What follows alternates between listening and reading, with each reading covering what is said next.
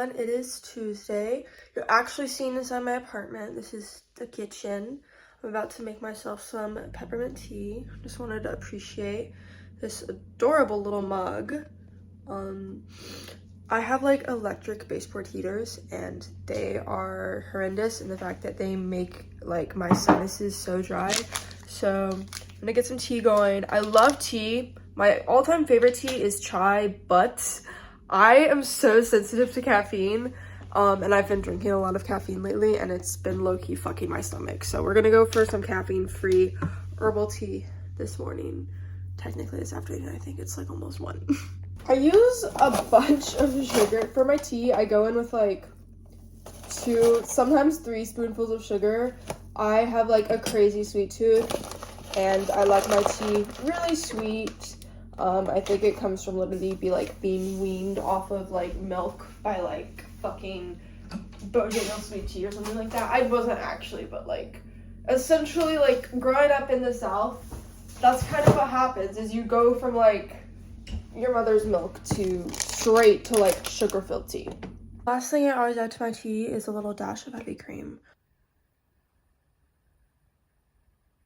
I haven't tried this peppermint tea yet, and I wonder what color it's gonna steep. Like, is it gonna steep brown, or is it gonna steep like greenish? So we're in 3D design, and I am working on the armature for my hybrid animal sculpture. I need a piece of wire to kind of act as like a guide to go from the tip of the head all the way to the tip of the tail through the body. So here I am trying to cut off a piece of this like really thick, heavy wire. Turned out to be too heavy to bend, so instead I am switching to aluminum armature wire. I have this like giant roll of this, so I'm using my orthographic drawing to create the contours and curves of the head and the tail, and also like the length that needs to be like to pass through the body. And then I use masking tape to attach it to the shell that I already created last week. Lots of masking tape. Here it is, cutie. And then I go in with a lot more wire and I twist multiple pieces of wire together to build up the shape of the neck and the tail. I want it to be like pretty solid, so I use a lot of wire, as you will see in the next clip. Again, huge wire, so much wire, literally looks like a tornado. So I finished the head and now I'm going on to the tail. This is kind of like the method I came up with. I did almost stab myself in the eye with wire about, I don't know, like 10 or 12 times, but all's well that ends well. I did not blind myself by twisting wire, and now I have a good solid foundation for the neck and the tail. And the great part about using aluminum armature wire is that it's super bendy. So even with like 20 layers of wire wrapped around each other, I was still able to easily bend and manipulate it. So it did end up being a longer tail and neck than intended, but that was okay. I went back to my orthographic drawing and I approximated how I wanted it to look in relation to the shell. Again, bending it with my hands, like it wasn't hard to bend at all. Also, if you see my hands, they're filthy. I swear, every time I work with metal, it just like rubs off all my hands so disgustingly. Here I am prepping to use I think it's called a miter saw to cut down various pieces of, it was a shower curtain rod, and I cut it down to like 4-inch pieces, and then I used duct tape to attach the pieces of shower curtain rod to the body of my turtle snake scorpion thingy. Bunches of tape, here it is. I also marked out where I wanted the legs to go so that hopefully it would balance correctly. I did a bunch of thin strips just like around the base, and then more tape around that. Here it is, all the legs attached. She's looking good, and the most important part, she balances on her own. And then I went back in with more duct tape and I taped over the ends of the pole pieces because I just didn't want it to like scratch, things or cut myself. Even though I did sand them down, they were still sharp, and last thing I wanted was to get tetanus from a shower curtain rod in my 3D design class. So lots of duct tape to cover up any sharp bits and also to protect the tables, but most importantly, my fingers. That is the most important part. I should be glazing right now, but I'm tired, so taking a snack break. Got some Cheez-Its, and then blueberry almonds. Never tried these. See if they're good. I'm gonna watch like some cartoons or something for like 20 minutes. I need a break. And now we're in the ceramic studio trimming. I use a needle tool to kind of like approximately figure out if it's centered or not. I hate tap centering. I'm really bad at it, so I kind of just like use a needle tool and then like adjust as necessary, using some clay to hold it in place. And then I go in with a pretty big trimming tool.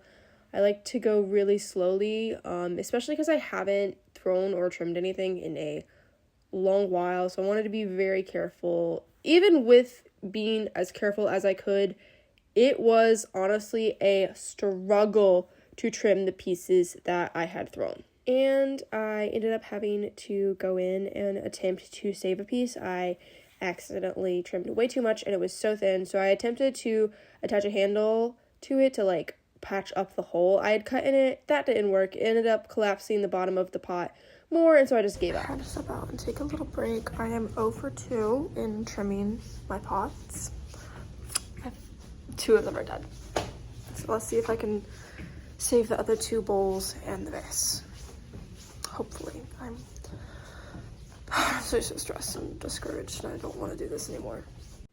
I did end up successfully trimming 2 bowls. I did leave the vase for a later date just because it wasn't completely dry yet, and the last thing I wanted to do was absolutely destroy it. So I moved on to glazing the pendant / ornaments that I'd made. First, I just thought to dip it in the container. Ended up being too small, so I poured the bottle of glaze into a wider pitcher, and then I dipped them in there. The dipping was the first method I chose to do. It ended up taking absolutely forever. Like, look at this. This is like 4 times speed. Dipping it and then trying to let it like drip.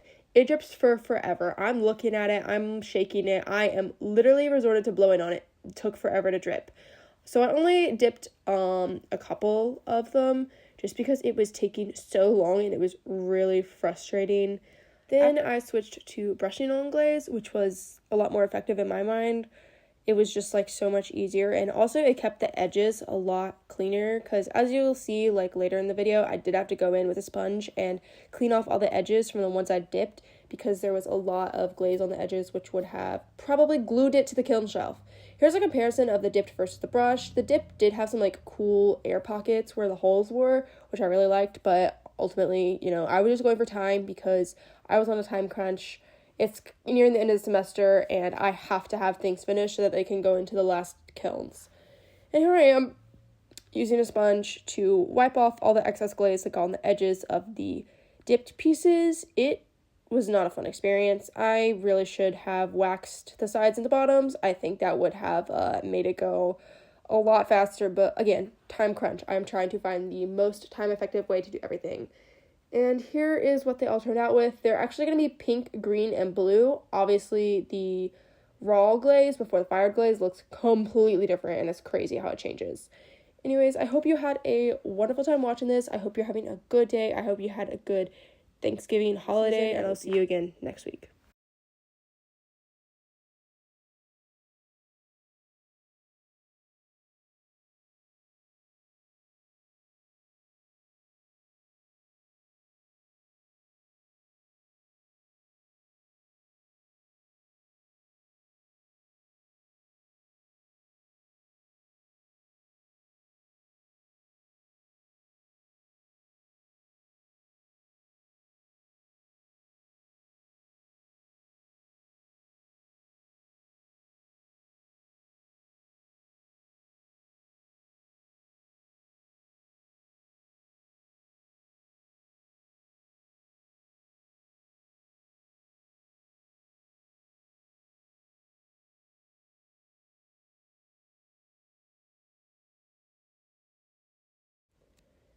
Thank you so much for watching this video. I hope that you are having a great day, and I will see you again next week.